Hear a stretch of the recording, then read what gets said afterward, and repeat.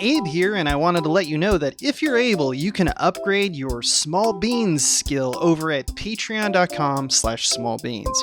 Here's why you should do that. If you pledge 5 measly beans a month, you get access to about half our podcasts that you don't get if you're just listening to the free feed. Shows include Star Trek The Next Futurama, Spiel Boys, Like Razor Blade Pie, and bonus episodes of I'll Show You Mine If You Show Me Yours. Not to mention bonus content including info and updates on the movie we're making, Papa Bear. Hey, where's all the reasons to not subscribe to Patreon? I can't find them. Anyway, back to the show.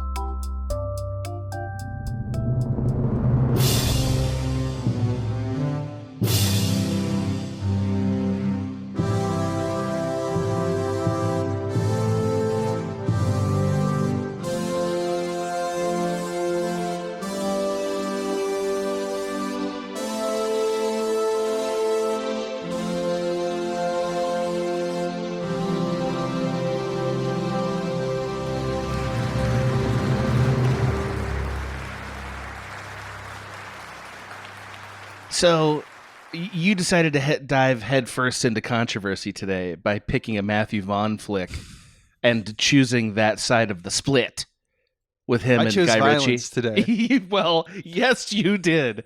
You really did choose violence. I kind of like Matthew Vaughn as a director. I never like pick his films like that's the one I want to see. But when I see one, I'm like, he is pretty fucking good. He's a pretty good director. You want to hear a kind of a semi-hot take? That's all I want from you. I think he secretly was the reason that Guy Ritchie we all thought he was better than he was. Like, I think. Oh, so you believe that I believe narrative. that Lock, Stock, and I don't know what happened behind scenes, so I can't really verify anything. And Snatch. But if you look at Guy Ritchie's career, Guy Ritchie's best movies are Lock, Stock, and Snatch. Mm-hmm. And Matthew Vaughn was a part of those films, went on to start his own directing career with Layer Cake, and continued to be pretty damn good. The flair and style of Guy Ritchie's films feels like it kind of left after those two. Like, Guy Ritchie's still competent. I'm sure that it was more of like one of those, it's a collaboration, Sure. Edgar Wright and Simon Pegg is another one where you take them alone and they're like, yeah, it's pretty good, but you put them together and you're like, this is great. True. That is that is true. Maybe it's just British people. You just need more British people. Just put them together like creative Legos. And you're like, now that's I see the point of this. Yeah, that's a movie. That feels like movies. I think you're right. I think we solved that problem. Hey, Abe. Hey, this is Directorpiece. Did you know that? Oh. Directorpiece Theater, in fact. Yeah. You're a host named Abe. I'm a host named Adam. And we talk about the art of directing in films that maybe aren't the ones you might think of as high art directing films. Yes. Maybe. Somebody out there is making the case for Kingsman, though, I would say. Right? I am. Yeah, I sure am. You really are. I mean, wow. Mm-hmm. Well, wow. I mean, I'm not making the argument that it's like this is an autistic film that should be taken very seriously. Right. It's a fun spy. It's a dumb fun spy movie. Right. You're not British. That's why you're not doing that. That's also true. But Right. The point is that I do think that there's craftsmanship on all levels, even in the dumbest films. If you look at the first episode we did of the series, I talk about color in The Wedding Singer. I mean, who does that? You do. Idiots. Idiots with nothing better to do on a Thursday morning. That's right. Which is when this is. Thursday morning. Yes. Can I make the least surprising confession you'll ever hear today, Abe? Please do. I think you know what it is already. I think I might. It is. I had never seen this film before. It makes total sense to me, yet it makes no sense to me. I wouldn't watch this. This seemed like this is going to be dumb discount James Bond, which it is. Yeah. But there's a lot to love about it, actually. I found it more lovable because it didn't take itself very seriously, actually. Right? Yeah, and it was kind of a big deal. That's why I thought you would have watched it, because I know you have like a little bit of FOMO. You're like, I gotta watch the Marvels, I guess. Yeah. You know, I definitely don't like to be in a room with like, let's say you and let's say Mike and let's say Dave, and I don't know, add Dan in there, and just not know what's happening. We're in the room all together. What else? We're all fighting like happens in this movie, and then someone stops and says, "Yo, did you see that scene in Kingsman?" And I'm the only one that hasn't. Hate that. I know. That's what I don't like. So I'm glad you brought me up to speed with the first of, it turns out, 4 Kingsman movies. Wait, 4? Is there 4? I thought it was just 3. I think they're making a 4th currently. They're making a 4th, yeah. So I believe so. It's this one. This has a sequel, and then they have an origin, like the beginning of the Kingsman. Like we needed that, sure. And that's with Ray Fiennes called The Kingsman. Oh, that's who should have always been in this, though. Uh-huh. Ray Fiennes, come on. Yeah. And then I don't know what the I didn't know about the 4th one. The 4th one is it's in production right now, I want to say. That's pretty cool. Yeah. I mean, I feel like why not? It's a franchise. I guess. It's did very well. Being a franchise means absolutely nothing now other than there's a percentage of people that'll see it no matter what. Right? Yeah, it's all a numbers game now, right? So it's like you do this threshold on this year, they're like, "Well, you're making another one." And it's like if you're under that number, it's like go kick rocks. So can I just say, I think it'll help you get your argument going because this is an Abe episode, which means we're in for a treat. Well, we are. I feel like Matthew Vaughn has spent most of his directorial career trying to prove the exact thing that you hot taked at the beginning of this episode. Yeah, probably. Like, I'm the one. It was me, Austin. Yeah, like directors are fickle people, man. That's what he's been doing. This film very, very much feels like you want to see what Snatch was about. You want to see that shit? I'll show you. That. Here it is. I did it. Yeah. It was me, Austin. Yeah. My all-time favorite entertainment thing. Vince McMahon. It was me, Austin. Anyway, Abe, take us into your conversation that we're going to have today about Kingsman: The Secret Service. Yeah, I was watching it like just, casually. And I was like really focused on the fight scenes because I had watched Snatch maybe a few weeks before. And I was like, wow, it is alarming how similar they are. And obviously this movie is a spy movie. And the director, Matthew Vaughn, who's also done like X-Men movie, the First Class movie. He's done on some superhero stuff. He's a longtime collaborator, Guy Ritchie, as we mentioned, and he's definitely got that like frenetic, fast cut style. And the movie, while it takes a lot from like the classic James Bond stuff, less in format and more in like jokes and just like kind of set up punchline kind of stuff. It's definitely updated. It's a modern action movie. That's also true of the modern James Bonds. But I couldn't help feeling that like in the DNA of the action sequence, or more specifically the fight sequences, that there's also like superhero movies in there. And there's martial arts movies in there, right? Absolutely. Which are not necessarily, I mean, depending on the James's Bonds, there might be a little martial arts stuff. There might be a little superhero stuff. But spy movies are more of like, I shoot the guy, or like, I poisoned you because using guile and stuff like that. And a lot of James Bonds couldn't really fight like this. Yeah, exactly. Especially the older ones, which is what the Kingsmen are aping. And so when we cover the action and we look at really what's the DNA of these action sequences, these fight scenes, I thought it would be cool to kind of talk about how all the types of movies have unique approaches to how they shoot the fight scene, and how the Kingsman is a good kind of launching point because it does a pretty good job. That's fun. Of combining all of them. Yeah. I mean, just impressionistically, not knowing everything you're going to say, I can tell you when I watched this, I was like, this feels like a really good summary of what action movies are now. Yeah. Like, especially it does the fighting. a little of everything. But it also does them pretty well. Like, I saw some Zack Snyder in there. I definitely saw some Matrix in there. Yeah. I saw a lot. Like, I saw a little bit of Michael Bay, obviously. Like, he knows what he's doing. And there was a little bit of like, when I was watching it, I felt like this feels like faster than I remember action movies going, and doing it successfully, which is pretty cool.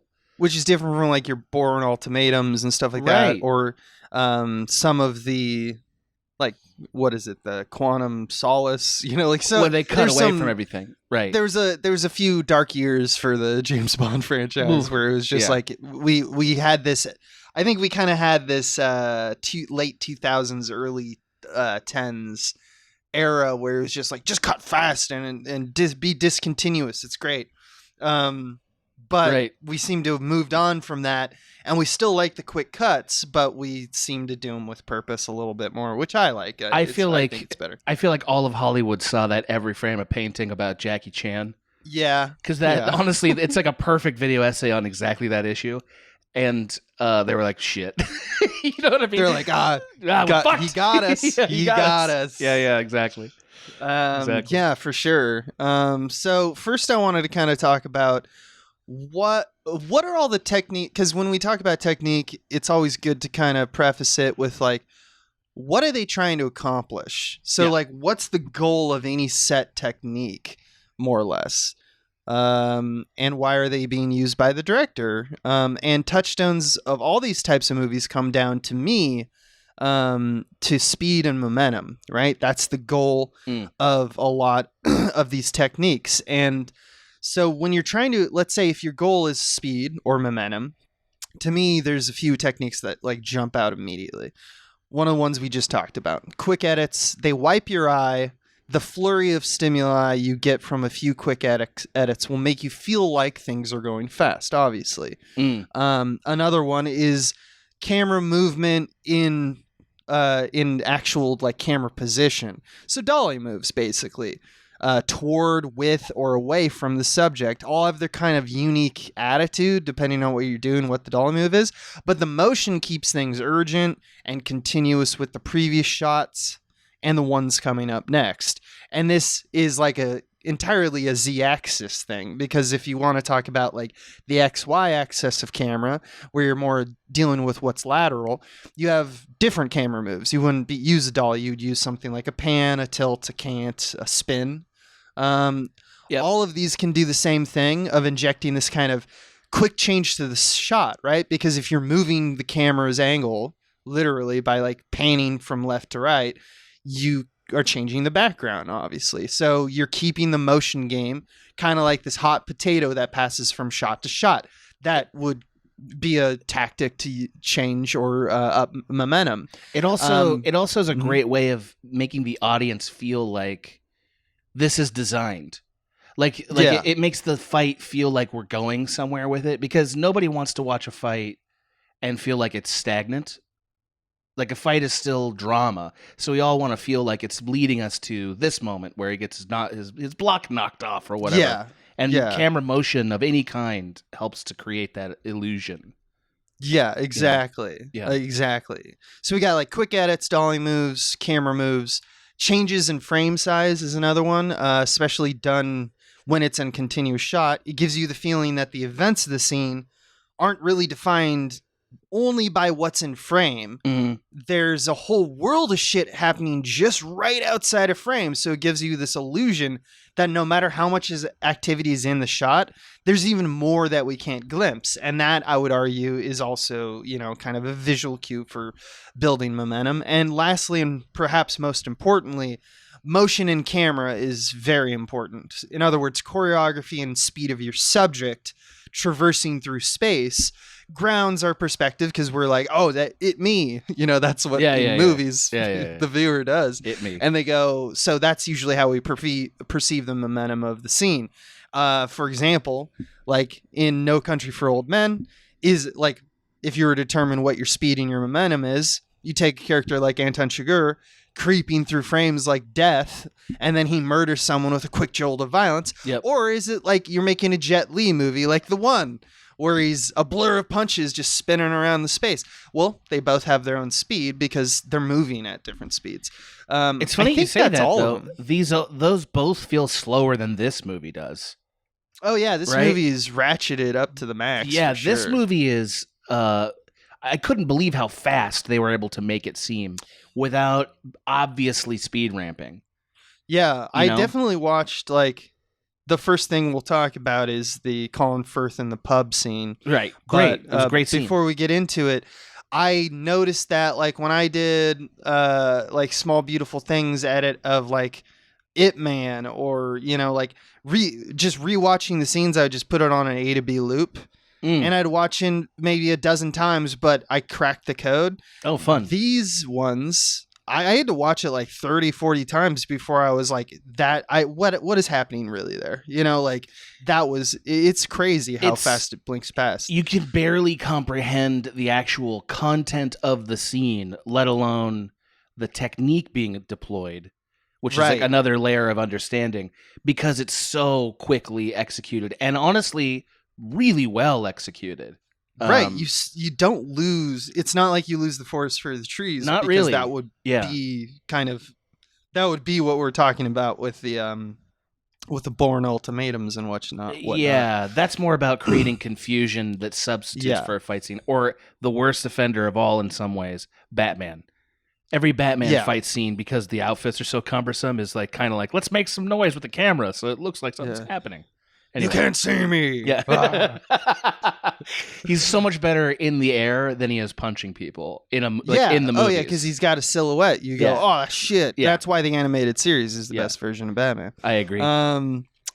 Yes. So all these things matter, and I don't know if you can think of anything that I missed, like visual cues for momentum. Going back to our visual class. Only so like where your eye is being placed.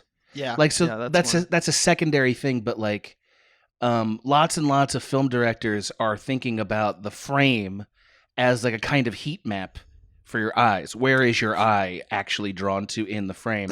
And when you want to create a sense of tension or a sense of feeling sort of visually overwhelmed, which can be a good thing, what you do is you make the focal point in the frame move for like a wide distance. So they have to scan a little bit to find it. Correct. Yeah. And I think anxiety. Fight scenes create that effect often so that you feel like you're being overwhelmed by it. Whereas like almost every great montage is like they have one focal point, and every shot that they cut to like keeps it on that same point. On that quadrant. Yes, exactly. Yeah. No, absolutely. And I think that's the reason I didn't even mention that one. Well, I didn't think of it. It's not a camera technique. I'm a genius. But it's really well thought. I don't think Matthew Vaughn uses it because he's using so much of the other tactics. It's like, how can you control that? Yeah. Yeah. You have to use every single thing. Right. Because he actually does the reverse, where I think, to his credit, he does the second thing you said. He manufactures it so that he's like, I know I'm cutting like crazy, but thank God I kept Colin Firth always in the center. I think that's right. I actually think The Matrix is another example of a fight scene that doesn't want you to look around much. Yeah, they want you to focus on the one spinning thing. Yeah, and like they design shots in such a way that complex action happens, but your eye doesn't lose the thread. Right? Which is cool. It's really cool when you can pull it off in a fight scene. A lot of films don't. I don't want to get too off topic, but that's another one. No, it's very much so. Yeah. So when we look at Kingsman, we have to ask, okay, of these tactics, how does he manufacture speed? And I would argue that, like most things in movies in the modern age, it comes from a mimicry of types of movies. Uh-huh. But I think that there's actually a little added secret sauce of his own. And we've kind of almost broached that topic. I love it. Which is really great. So let's start with perhaps the not so obvious superhero tactics. Tactics to make an action fight scene in a superhero movie kind of abridged. I'm not going to talk about all aspects, but just the ones that I want that are relevant to this movie. That is the world an action director has to live in, though. Now? Yeah, for sure. You got to know this lexicon. Have to. And I think that the key here, and I think it comes from the DNA of Blockbuster, but also comic books, is the concept of the compound shot. Especially when you think of a comic book, it's usually like a 3-pane little story or whatever, that you know, depending on the sizes of, your page, you usually get a block that like the illustrator and the author is saying like, okay, the reader will will group this together, and they'll see this as one little sequence, and then they'll see this as another little sequence.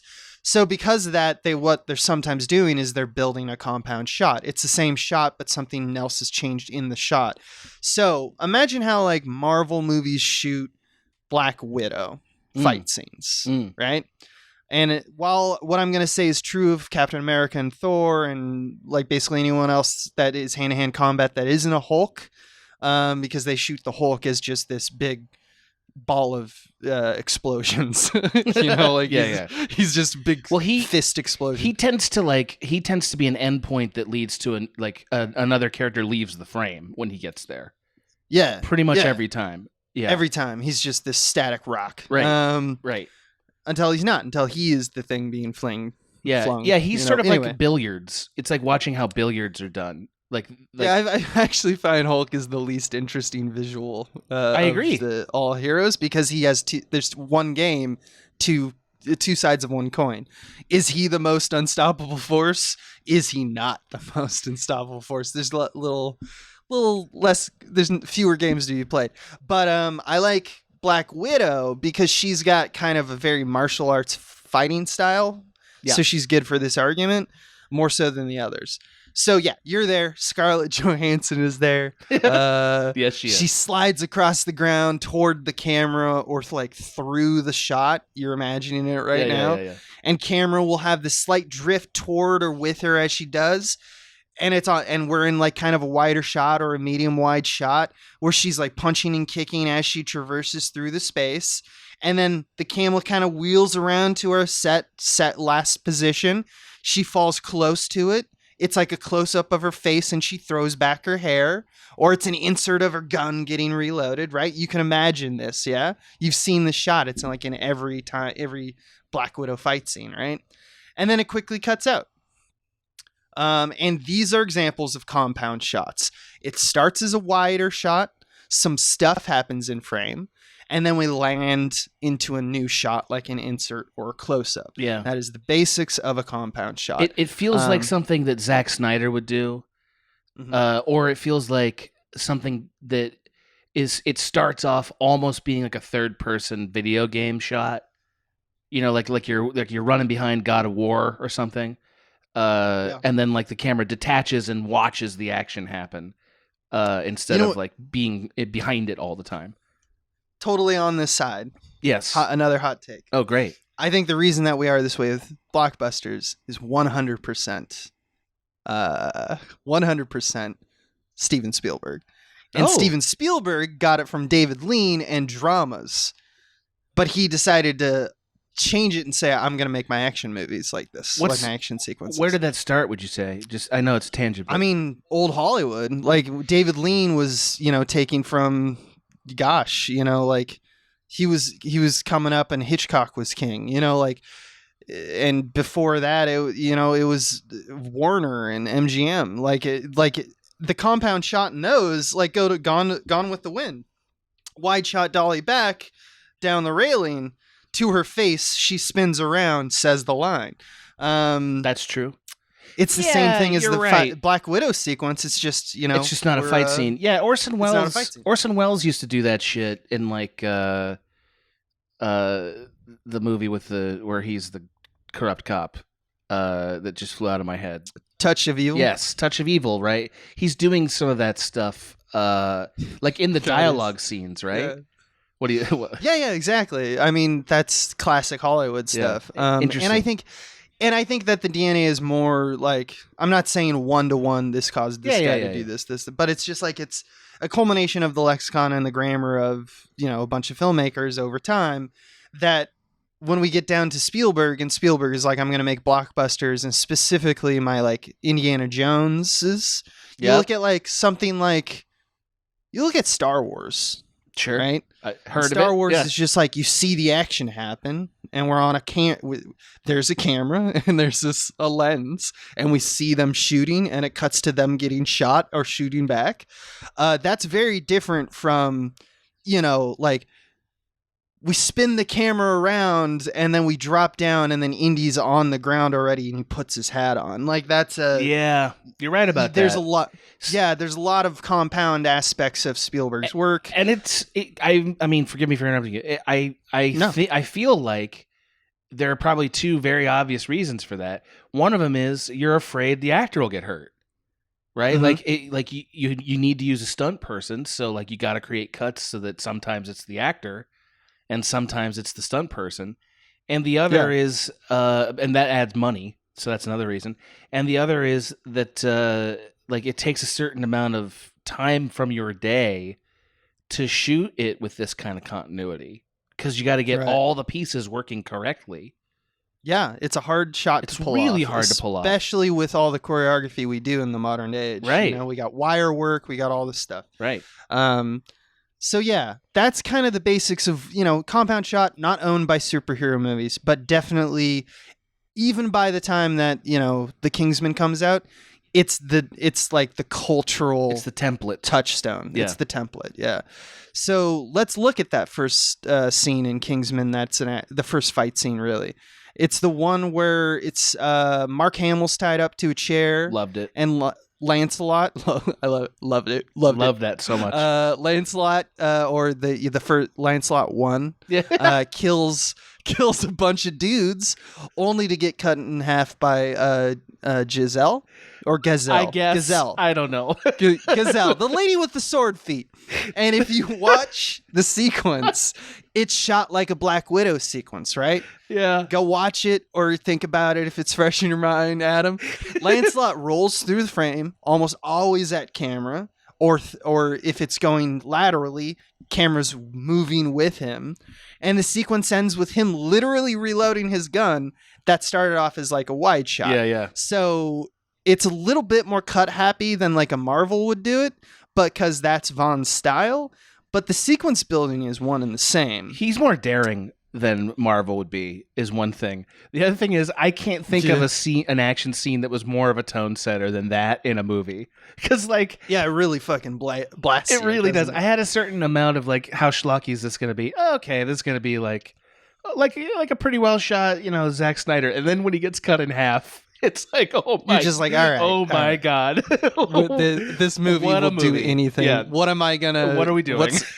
What's gonna happen by the end of this? Exactly. Turns out it's anal. Yeah. Anyway, you're not wrong. Not wrong. Yep. This is so the reason I wanted to focus on that just for a little bit is this is probably because I think for the first few fights, Vaughn wants you to see the abilities of the Kingsman as superhuman. Totally. They set their own pace, they own the space, and they can just rip through people with alarming efficiency.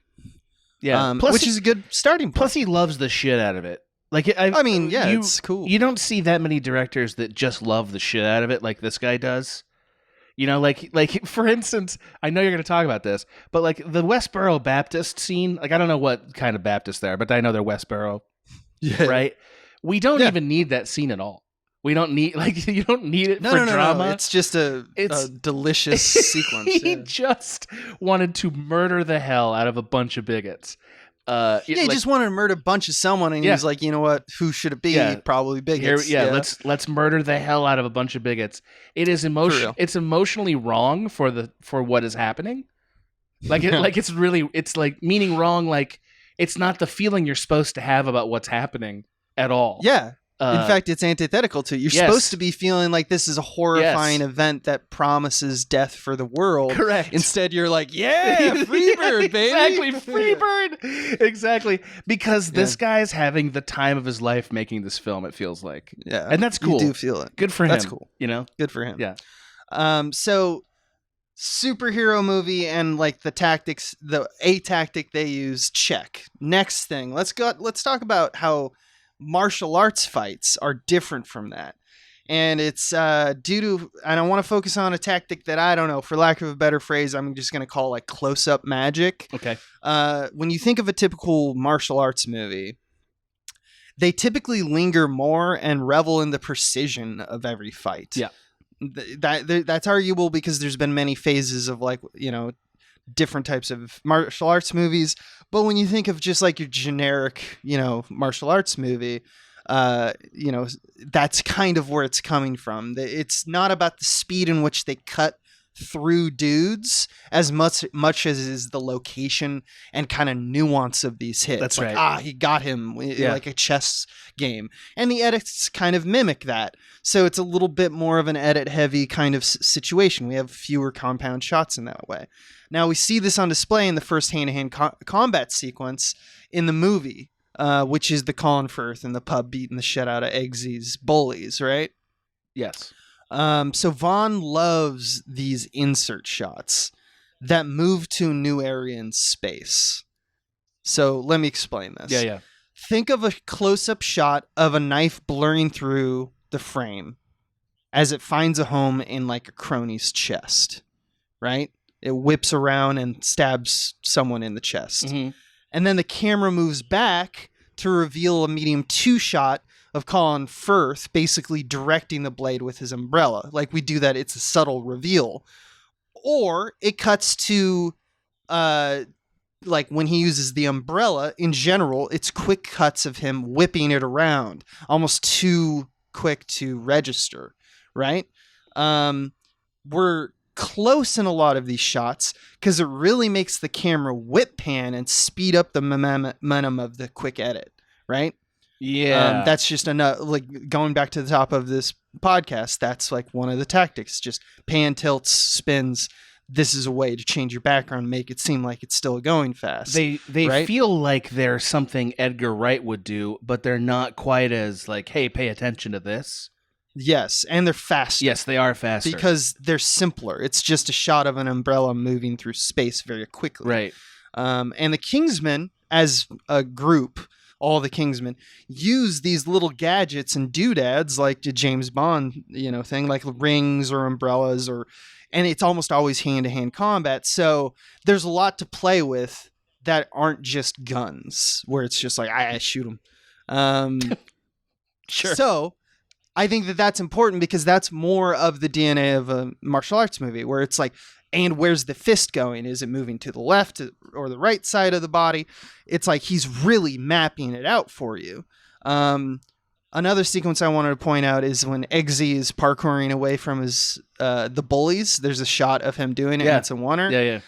And it's just funny because you mentioned the every frame of painting Jackie Chan thing, and I wrote this down. And I was like, that feels like a Jackie Chan navigating through the space. Yeah, it does. Right? Yeah. It's very martial arts influenced, but it's a completely different tactic that he doesn't use for most of the fight scenes. It's just like, wow, he really did it. He really jumped through all that stuff. And, that's true about our actor here. That seems like the goal of a lot of these techniques is to make the illusion of they really did this like very present. Like it's because I feel like that's why we went to this whole movement of the ballet compound shot anyway. It's like they didn't even use stunt people. It's actually Scarlett Johansson doing it. That's Colin Firth? Right, exactly. Love Actually's Colin Firth is beating the shit out of these Prejudice's Colin Firth. Yeah. The King's Speech? Fuck that. He's speaking with his fists now. That's right. Okay, yeah, great. Love it. So now let's talk about the Guy Ritchie of it all. Thank you. We kind of get, and I want to stay with the same sequence. Okay. The initial punch that starts the whole sequence, the fight sequence, is this slow motion shot of CG teeth getting thrown through a group of goons. Like one of them looks at the teeth and is like, oh, extremely silly. Yes. So silly and very Guy Ritchie because of the speed ramping stuff, right? Mm-hmm. He's playing with temporality to show something, to somehow make it more badass or comical. So we're introduced to this kind of post-production trick as well that I haven't seen in any movie, Guy Ritchie or Matthew Vaughn, beforehand. I could be wrong. If people can identify this trick as well, please, write in. Please call the hotline. Yeah, call DPT. Tell me, because I actually put considerable time into this. I was like, is this the first time I've seen this? Because I haven't seen it in any other franchise as well, which is something that he does is you'll notice that when a huge impact happens, and it's really shown in this pub sequence. When a huge impact, like a big punch happens, on the A shot before we cut to usually, the B shot or the second shot, you get a single quick pulse of like a camera shake. Like imagine you take a camera and you take a single shake of it, but it's just like this single impulse.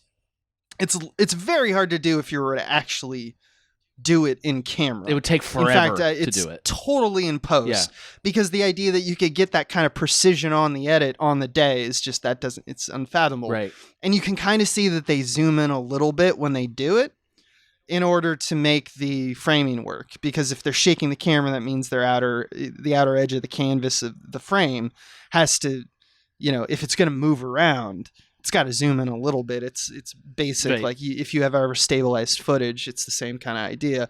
But it's like the idea of cutting on the action all the way to the max. I want to shake the world with that punch by just giving a single pulse of like the camera shook for just a second. And I haven't really seen that in any other, but it's definitely like a Guy Ritchie style tactic. It's definitely or he's like fucking with it in post. Yeah. You know what I mean? Post zooms are like Guy Ritchie's contribution to cinema in some ways. Right. And he usually deploys them slightly differently, where it's like he does it in shot and they're to loud. make it like seem continuous, and they're loud, and there's crazy amount of stabilization. Right. So it's almost like surreal how it's like, wow, it's like we're on a different camera suddenly, and then we zoom out, and it's like, no, but this is the same shot. And it's like anytime you get the feeling in a Guy Ritchie movie or even a Matthew Vaughn movie, he does it less. I mean, but that's what they're doing. So this is the kind of shit, not necessarily an action film. This is the kind of shit that YouTube's been doing for like the last, 5-10 years, where like they're shooting a shot that's like a wide or whatever, right? And then to create impact for, let's say, a dumb joke, they'll add a little zoom to it as they say it. Right, or they'll add a little like they'll add even like a little shake when they're doing like their rap video thing or whatever, right? Yeah, like that kind of work has been around for a long time, but like contrast that with, say, the actual physical movement of the camera that, say, WWE is doing now. Like if you watch, every time you watch a WWE match, when a wrestler hits another wrestler with a big impact move, the camera shakes. Mm-hmm. Right, and that's where they put their cuts, by the way, is like on these camera shakes, and they're planned because when you watch older WWE broadcasts, they didn't have the camera shake, and the moves looked faker. Right. So what's happening here is this director's taking both of those techniques and fusing them in this really small, invisible way that feels like a little bit of an evolution to make you subconsciously feel the punch more than see it. Yeah, exactly. And that's cool. And it's different from like in an anime where it's like someone's going Super Saiyan, where it's like it's not shaking usually is a continuous activity, so it's not building up. It's just a little pop. Like an edit usually, like cutting on action is usually like people do that in action movies because it makes the impact feel more emphasized. Everybody's trying to get this in their cinematic experience, like especially if it's action. Like even video games are trying to get it, right? Yeah. Like you remember the Rumble Pack, Abe? Did you ever have a Rumble Pack? I love a Rumble Pack. The Rumble Pack is exactly this idea, which is we got to create a physical feeling to give you the feeling of, ooh, I got hit by something. Yeah. Right? Yeah. This is the visual equivalent of that. And it's cool. By the way, Rumble theaters, they're coming. Rumble theaters where they shake your ass. Yeah, that's what I want. I want when a guy gets punched to get buzzed in the ass. Show me what you're working with. Another thing that we got going on in the sequence is Vaughn loves peppering in what I call like whirly shots. And this is a very Guy Ritchie thing. Yeah. Which is that it's basically the background of the shot is entirely blurred by a spinning motion. And the way you accomplish this is it's usually a quick shot. You mount the camera on a person doing the punching, and then you spin them around and you show their opponent who is in focus and like static because you've mounted the camera upon them, getting thrown into like a 360 or getting blasted away. Often the camera isn't even mounted to the person. I can't tell you how many times I've rewatched sequences that do this in movies, and it's like because everything in your mind is like focus on the guy who's like screaming at camera. Yeah. You don't look at the arm that is doing the punching. You're like, that's not a real arm. That's a rig. That's a metal rig. Incredible. Yeah. But anyway, he does that a lot, and that kind of adds to the frenetic aspect. I'm just pointing out, like, these are the Guy Ritchie-isms, and that is really cool because I didn't see that at all. So I'm gonna have to go back and watch. Very quick in this movie, but that's great. He does it several times in several fight scenes. Lastly, I wanted to notice how Colin Firth is always, you brought this up, and very astute, he's always in the center in this sequence. Every shot of him, he's surrounded by dudes, or if it's a closer shot, he's pulling someone through the center. So the momentum always makes it so that while things move very fast around the edges of the frame, i.e. the dude's getting blasted, there's like calm in the center. A calm and Firth. Abe? Yes! Yes, Abe! I wrote that, and I took the time to put it in italics. You see it? I see it. You did. You smoked a pipe like a fucking jackass. I love it. I'm such a jackass. Let's talk about the one person we've is the big set piece that we haven't talked about yet in this movie. I'm sorry. Hold on 1 second. I love how you and I both go to the trouble of writing dumb puns into our episodes. It's my favorite thing. I just want to celebrate that little pun. That was wonderful, friend. All right, continue. Thanks, man. Yeah. So let's talk about the Gazelle problem. Because Gazelle has a unique issue with all of the stuff I just talked about. And you're probably gonna figure out why. Because she's knife lady. She's knife feet. So there is a quick fight at one point at Samuel L. Jackson's house with her. And that's all superhero stuff. There's none of the martial arts close-up magic. It's all swirling wides, like we were talking about. Like the Avenger shot isn't it looks exactly like that most of the time. Mainly because her power is her whole body, so we always have to see her feet in the shot. That restricts, for the most part, how the choreography of these shots go. We can't really do the mediums and medium wides. We can definitely do inserts of the blade coming through frame. Vaughn uses that a lot, but that's a shot. That's like a reaction shot that we see of Eggsy, where he's like, "Oh shit, that almost hit me." So we need to care who she's fighting, and since we often don't until the end, she's just a whirlwind she's a blade tornado. And so we kind of show that the way that we show Tasmanian Devil. You never show half of a tornado, you show the fucking full tornado. I was surprised how many wides of her there were, given the problem that her body poses for this movie. He went out of his way to mask this problem. He did the best he could. He did pretty well with that, I would say. Usually, I think one of the tactics he uses is he gives her a running start always. Yes. So that it's just you can just see a woman running in a medium shot. Correct. And you just hear the sound of the blades. Also, the sound is a huge tactic. You know that it's happening. You can imagine it. So you don't see a lot of blades because that's also a lot of CG. Right. Anyway, of course. Let's talk about kind of one of the bigger culminations. There's two big set pieces. And the first one is the one that you already mentioned, which is Colin Firth in the church. Mm-hmm. And this is where I think I'm going to talk about the secret sauce that Matthew Vaughn has. Love it. But first, let's kind of dissect this oneer a little bit. So it's a fake oneer. It's not a oneer. It's cut up. It's not trying to be a oneer necessarily. And even when it is trying to be a oneer, it's using frame breaks to cut in between because it's such a highly choreographed sequence with everyone fighting each other, and it's pretty momentous. It's tied to this idea of appearing as a oneer, which is really impressive on its own, but it's trying to make the sequence memorable in a way that it's just constant belligerent momentum. So it mostly plays in wider lenses. I wouldn't say that it's going to wide when we start getting closer to the 21s or the 25s, that's too wide. I think it's playing in 35 most of the time. So a pretty medium lens, but not even close to telephoto. It feels like there's a little bit of lens warping to that. Am I wrong about that? That's the zooming in for the, I'm going to talk about it in a second. Okay. Actually. All right. Because I think there's a method to that particular madness. But yes, you definitely feel it's wait, we're zoomed in super far. And he probably shot this on a higher resolution in general. And a lot of the speed ramping. Post. Yeah. So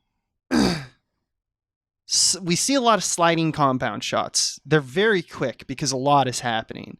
And there's fewer close-up shots than a lot of the action sequences I've already mentioned. Because he wants to stay on this feeling of it being a oneer. He doesn't want to cut to an insert of the gun or the weapon. So he has to play it in the wide or the medium shot. Now, camera's whipping around and it has its own kind of like, what's over there and what's over there. But it preemptively builds space for where the knife or the book, at one point he uses a book to like fucking beat the shit out of someone, where it's going. Like it's the camera already knows, and it kind of builds in a space. So something's about to happen there. Now, this is where we talk about what you wanted to just talk about. The quick zooms during the shots draw your eye to these props as they kind of whirl around in frame. Sometimes they're coming from the left, sometimes they're coming from the right or above or below frame. And you can tell there's a subtle time remapping to emphasize like, yeah, okay, he's got a gun now again. And since we don't have the liberty of a cut, he builds in a little rest time, does that time remapping, slows it down, and then zooms in on it. So like he gives you enough for like the equivalent of the work that an insert would be doing. And then we're back to the races. And then he zooms back out, speed gets, sped up again. And, we're in the fight scene. So this seems really complex, but it really is very simple when you think about it. And it's like, to me, it's deceptively intelligent filmmaking. From a design perspective, all you really do is you pick an object like a knife or a ring or a gun or a person's head, and you just make sure and follow that from anywhere from like 1 to 5 seconds. Like the whole point of the game, the whole point of the frame is follow that object. And then once you've had your fun with that object, pick a new thing and follow that. And just keep the chain going. And I think this is by far the most unique aspect of the Kingsman's fight scenes. Even then, I'd argue it pulls from martial arts and like that close-up magic thing that I was talking about. Like you can think of Legend of Drunken Master, where there's a whole game of like, don't break the jar of water and also have a fight with like 12 dudes. Right. So it's always, it's jar forward, but he's doing it at an alarming rate, where he's like switching our focus to like, okay, now it's a book. Okay, now it's a knife. Okay, now it's like a saber. Now it's a gun. Now it's like he's just doing what he wants. He's doing it for non-dramatic purposes, which actually makes it harder for us to see that he's doing it. Right, because you're not like, why do I care about this book? He's just like, there's a book appeared somewhere, and you're just like, okay, what's that all about? But he moves on, so you don't really need to get attached to it. It's not like he's like, please care about this thing. Here's a lighter. My God, look at it. Look at it, the lighter. Look at it. But it's a great technique that really does keep the momentum going. And it's the same kind of game that's played in the pub a little bit. Remember the medium close-up shot of the knife whipping into the shoulder of the crony. Right. And then it turning into a compound medium that then turns into the umbrella. And it's the next volley of, like his attack with the umbrella. So it makes the fight feel like a string of discrete events that form a sequence, not just a bunch of movement from or away from camera, or choreography that just makes it feel fast. Simply put, it's directed, right? Your eye is directed to a certain quadrant of the frame, and then a new object is introduced into that space, and now you follow that little game. And I think it's when Kingsman is at its best. I think that's when you enjoy the movie the most, because you're like, yeah, this is fucking awesome. Oh, 100%. It definitely, this is the time you're supposed to stand up and cheer 100%. 100%. Yeah. It's interesting because it makes me think, actually, this director's main concern is making you feel like you're still grounded in the middle of this fight. You know what I mean? Like he's sort of anchoring your attention on something so that you can absorb the fight. Like there's a comprehend, because I mean, when you do something like this, it's really easy for people to get lost. That's what bad directors do, is you're like, what am I looking at? He seems like he's found a really interesting technique to keep that from happening. I think it kind of helps that it's like on his back. Like it's Colin Firth is mostly centered again. Yeah. Well, that's another choice. You know what I mean? Like, I mean, it's definitely video game inspired. You know, like there's no question about that. For real. But I still think it's a smart filmmaker that can see the advantage of that and create a new cinematic experience with it. It's cool. It's really cool. It's really cool. And here's the other thing that I think is actually sneakily smart is knowing when to do stuff like this and having fun with it and knowing when not to. Yeah. I want to emphasize like the next big action sequence in this movie after that is we jump right ahead to getting out of the compound. Eggsy is infiltrated and like figured out like the Samuel L. Jackson's little party that he's got with all of the rich elites. Yep. And after he's done his bit, he's now fucking off because he's basically buying time for them to for Lancelot to blow up the satellite. Samuel L. Jackson's character deserves a whole other episode of some show. Like, what is going on? We're not going to talk about it, but what a fantastic performance. Yeah, my God. I love when he's telling, one of my favorite lines is he chose to have a lisp for his character. Of course he did. He says to the British people, he's like, you all talk funny. Yeah, of course. It's just really funny. Yep. Great. It's a great line delivery. He's just really good. I just think it's funny to watch him. It's funny to watch him be friends with the lady with the knife legs. And like realize this is his best friend. This is his best friend. He has no real friends. I also love that they add the thing that like he can't look at blood. Like that's just another like wonderful little nonsense. So stupid. All right. The compound. The initial, not because it's kind of confusing because he goes in and he infiltrates, and then there's an action sequence to get out. And then he has to go back in because they solved the satellite problem. So there's back and forth. This is the first time. And when I say, let's talk about when not to use something, this whole sequence is billed in the aggregate from multiple perspectives. There's a fight scene with Eggsy going down the corridors. That's an action sequence that feels right out of a James Bond, like 90s, like GoldenEye or something like that, you know? But we're cutting to Lancelot in space, blowing up the satellite. Merlin's hacking in the jet, Mark Strong. Right. And Samuel L. Jackson is overseeing the countdown. And it's all coming to a head of the countdown. When it hits 0, a bunch of people are going to die. So the way he does this is he stays away from the crazy amount of attention paid to the close-up magic and, the dramatic kind of operatic shots of the superhero movie.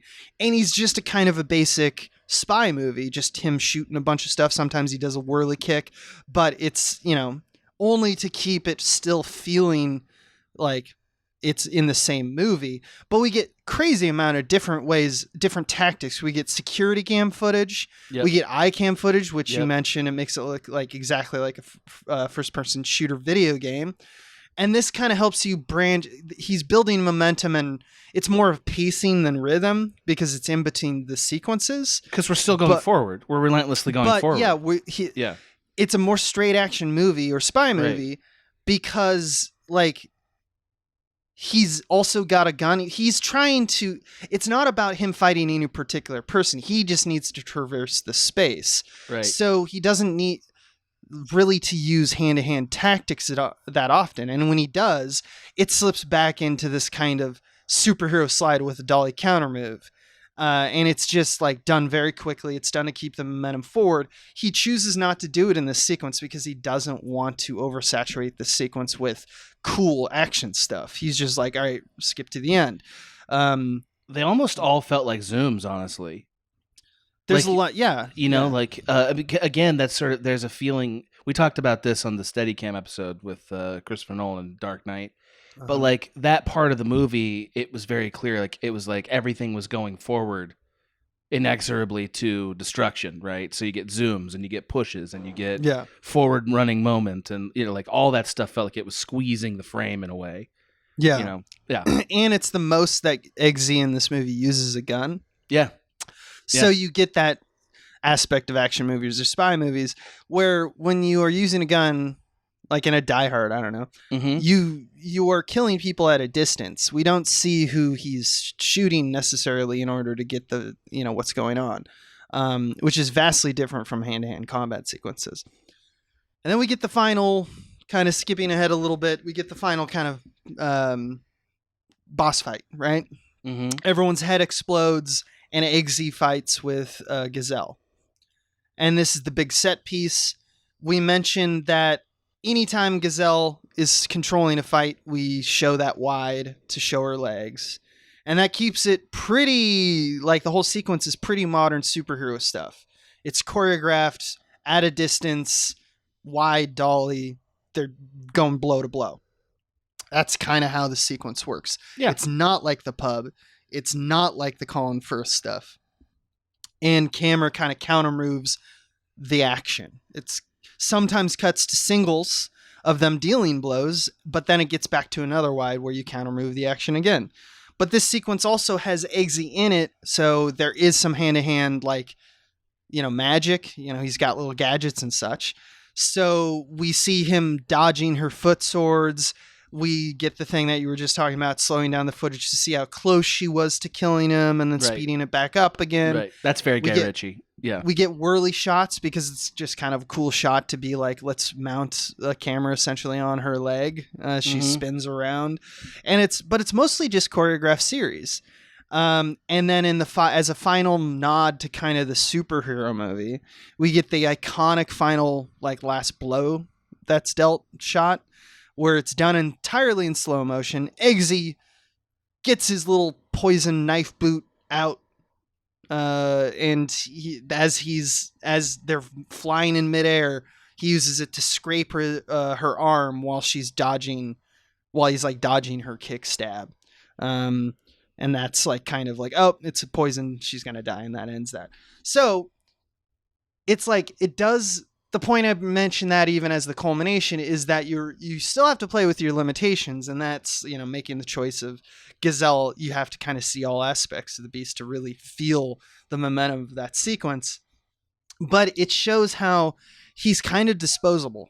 Vaughn is like, I'm going to use this tactic for this. Why? Because not just out of necessity, but because like this movie is like 5 different things going on. And I think that is kind of what you need to be in order to make a modern action movie these days. Audiences are kind of, the expectation is that you're going to get all types of action. And you don't even necessarily know it when you're watching it. You're not thinking and internalizing, oh, they're using big, wide dolly, like slow moving dollies. I didn't even think that that's like a superhero movie thing, but it absolutely is. Because when you look at like a martial arts movie or a sword fight movie or, some other different type of action movie that isn't a superhero movie, they have a different approach. And guess what? When you're making a movie in the modern age, you use those tactics too. So the DNA of modern action movies have a lot of superhero, a lot of martial arts tactics, Die Hard. Everything is built upon sequences of the past. But there's some cool games that the Kingsman plays, and it's all done in the name of keeping that momentum rolling. And it's pretty well done. And that's the end of my argument. 100%. Yeah, you did great. This is a lot of fun. Yeah, it's a fun. I think this is a good movie to study as like a sort of state of the action film. Yeah. I mean, like, if you take away like spectacle, because spectacle is a different thing that's also in action films, and I don't think you can get it here. I think you have to watch a Marvel movie. But like fight choreography, and specifically, I feel like this movie sort of felt very state of the art to me, which is hilarious considering that this movie was made. Yeah, it's 9 years ago. This is a 2014 movie. I mean, I just haven't, I know The Raid, but I haven't really seen those 2 films to me, and John Wick. Those are the films that feel John Wick, yeah. But John Wick feels very similar to this in a lot of ways. Like it's cleaner. It does a lot of, it's cleaner, and it does a lot more of the compound superhero stuff and less of the flashy, It's somehow more grounded. It's more grounded. Yeah, absolutely. But because it doesn't do any of the post consideration, doesn't do Guy Ritchie stuff.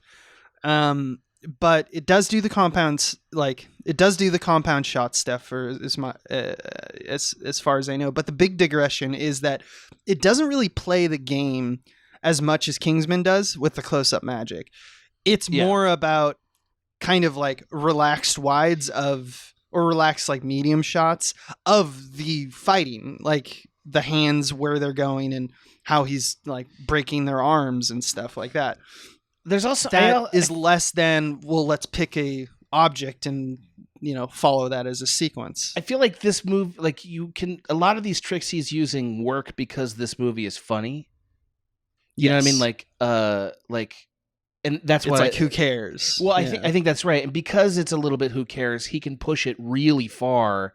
And I think his talent as a director makes a lot of the pushing it really far not stupid. Like, it's like, oh shit, that looked pretty good. You know what I mean? Like, that got my heart racing a little bit. And then when it doesn't totally work, it's like, who cares? You know what I mean? Like, tooth flying while guy goes, what? Like, that kind of stuff.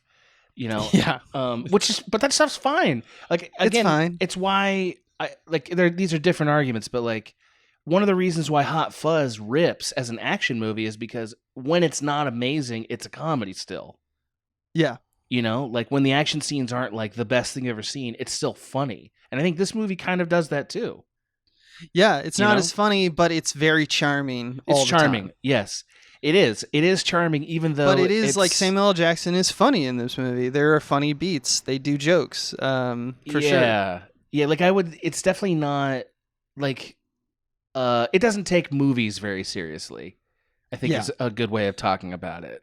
Which I think that's really important for the self-service that we do in a lot of movies. I agree. It's a breath of fresh air considering all of the Christopher Nolans. Not that that's a bad thing. I'm just saying that when you're inundated with a lot of it, sometimes you're just like, I just want a break.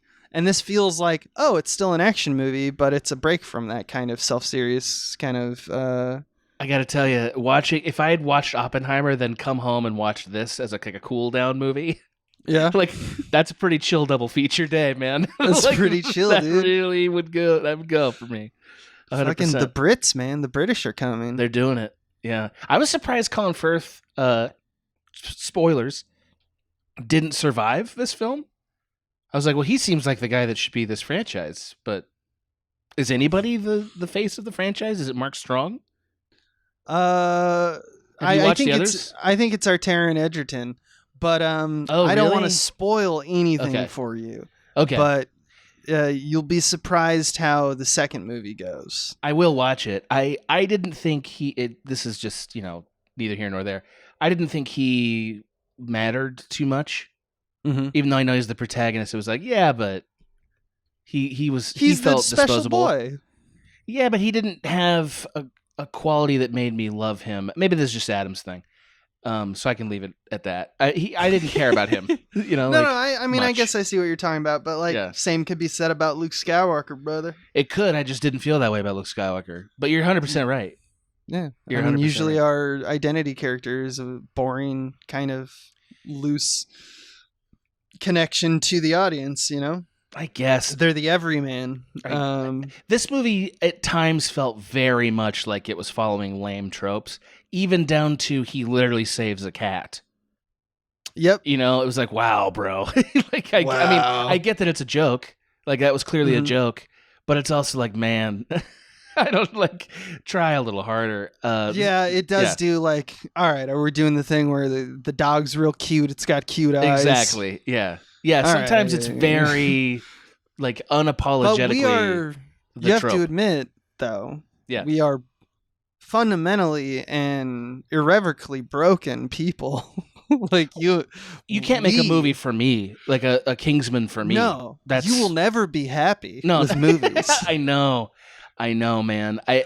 Sometimes I feel bad when I'm teaching a directing class and I tell them, this is the last moment you get to be a movie audience. That's over now. From here now on you in, got to watch them and understand them, Now you got to look at it like an architect looks at a house. Yes, that's right. I always think about that. Do architects not architects, do they builders ever sleep? Do they ever sleep because they have to go to the house? Do they think about the floorboards and they're like, they use that. They only sleep in tents. They sleep in tents in their backyard. Oh my God, I can't enjoy a house. It's all wood and nails. You know what stone's really made of? It's not stone. I can't sleep, Doc. Yeah. I mean, that's probably right. I'm not going to check. Yeah. And the doctor's like, here's what you do. You go to the show, there's a great builder. Try gummies. Have you tried gummies? Yeah. Have a good time. This movie also had 2 seventh sequences, by the way. That was like a thing that really annoyed me. Really? Yeah, like there's like it felt very much like we're building toward blowing up the satellite, and I was like, great.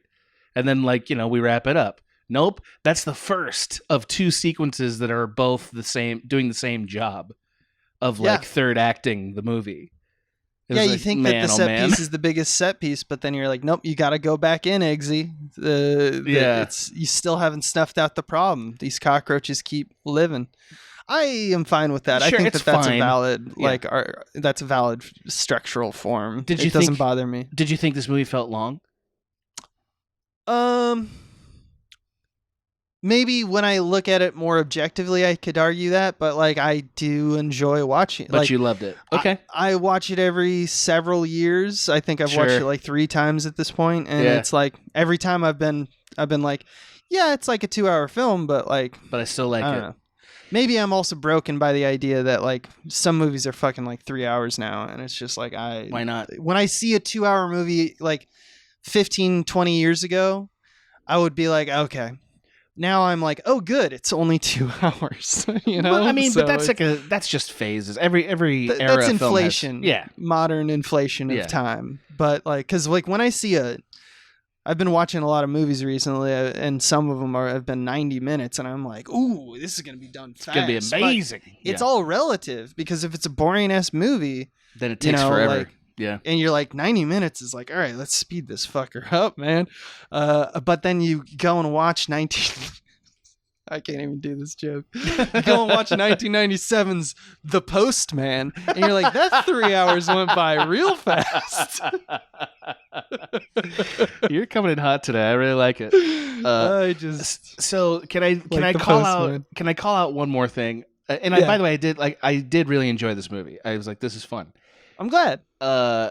Needing to hear the N-word to hate the Westboro Baptist people. Mm-hmm. So, this. I mean, he's also British, so he probably has a different feeling about it than an American would have. But to me, like I'm like, and it feels very much like the filmmakers trying to justify the thing that they're about to do, which is give you a completely gratuitous and unnecessary fight scene. Yeah, right. Absolutely. And that's what he's doing. And to justify that, here's how awful they are. They're saying these absurd, horrendous things in their sermon. And it's like, I don't know. It's just one of those things where it's like, that is antithetical to ethical filmmaking for me. Like it bothered me on that level, like but I'm not here to preach a sermon about it. I think that's I don't know. You might be just flat out right, but like I think that in 2014, that was still seen as satire. You know what? That's a good point. It is a different time, and again, he is British, and they seem to feel more comfortable with like pretty gnarly swears. I mean, like I would say that in American satire in 2014, Americans talking about Americans were probably a little more advanced, and they wouldn't even have said more that. Simplistic, but in general at that time, like that is before 2016. We didn't even see how bad it was going to get. That's true. Like we thought it was, to us, that was for I mean, when I say that, I mean like liberal bubble, like, or leftist bubble. It was like, that was unthinkable. That's like, so that still felt like satire. Now skip forward to 2023, we're like, anything can happen. There's no such thing as satire. A little bit. That's the problem, is it doesn't feel like satire. It feels like a filmmaker trying to do the tropes you need to justify the later thing they want to do. Yeah, just it feels like mean-spirited in a way that it's just like, oh, you're not showing the lines in the sand. You're just saying Americans are this a little bit. And also you're dunking on people we already know are bad so that you get to then dunk on them again. Yeah. Like, that's fine. Like, far be it for me to defend those people, but like, that's, again, there's an ethic to being a filmmaker of like, what am I willing to show to properly comment on the content that I put in the movie? like for instance, there was an interesting New York Times article last week about that the New York Times was wringing their hands about all the female nudity this summer. Did you see that by chance? No. It's weird, but there was there was a whole sort of sub conversation happening among the literary this year of like, boy, there's just a lot of female nudity. Why is that like happening on TV? again? And in movies, Okay. like why is that happening again? Didn't we learn our lesson? From Me Too, like right? So like, and I'm not saying, and that's obviously very silly, but like, I think. So there's sort of two sides to how to deal with that kind of content, and one of them is none of it's ever justified, right? Or like you have to constantly justify it, and then there's the other end of like, hey, it's all a tool to tell the story. And with this one, I was like, I don't know if I agree with that. Anyway, I made my point. Yeah, no. I mean, well said. I mean, I think it's good that we're thinking about this when we look at movies even 10 years ago, especially movies 10 years ago. Yeah, I'm not trying to be self-righteous. But legitimately was like, whoa, and it kept happening. It happened several times. It was like, whoa. Anyway, that's it. I said it. We can move on from that. I've said it. I've said it. It's done. It's on. It's in the record. It's on the record. It's on the record. Yeah. Still very fun. Very fun movie. Very fun movie. Like to hear what people think about this movie and if this argument is up to snuff. Because I think that there's something to be said about the kind of lineage of action movie and how we got here. This made me feel like I like Zack Snyder in some ways. I don't think as a storyteller I love him so much, but as a fight choreographer, he's pretty damn good. Also, I mean the way he shoots fights are definitely memorable. Oh yeah, and he's visually great. Like I was trying to watch The Watchmen to get a DPT last week, and it was not happening. But like one thing that really stood out about it was like, man, he's so good at keeping the actors in the frame during a fight scene in a way that's like, how did he get that to happen? Everything feels controlled in a Zack Snyder. That's for real. Like super controlled. Anyway, I was thinking for a little bit, this is an episode that will never happen, but I was almost going to do like the meaning of rain in Zack Snyder's films. but I couldn't get enough to justify it. Rain equals sad boy. Well, obviously, but he does some fun things with rain in The Watchmen. Because he also adds it to stuff where we don't need it, So I liked it for that reason, but because rain's also a pain in the ass. Rain is the worst to deal with. Anyway. Well, you heard it here first, and next episode will be about the rain. Exciting, isn't it? It's exciting. No, I'm not going to do it. Thank you. There's not enough. Yeah. Thank you all for taking time to listen in. Yeah. To our stupid thoughts on the Kingsman. Hey, you're listening to this, and if you're a Patreon to Small Beans, patreon.com/smallbeans, you might be listening to this on Friday the 15th of September. And if you are a Patreon, you got a bunch of stuff to look forward to, including a frame rate coming up on the Phantom of the Paradise. Woo. We got we got I'll show you mine if you show me yours. Woo. We got coming up. That's a good one. They're going to be talking about road trip movies. Road trip playlist.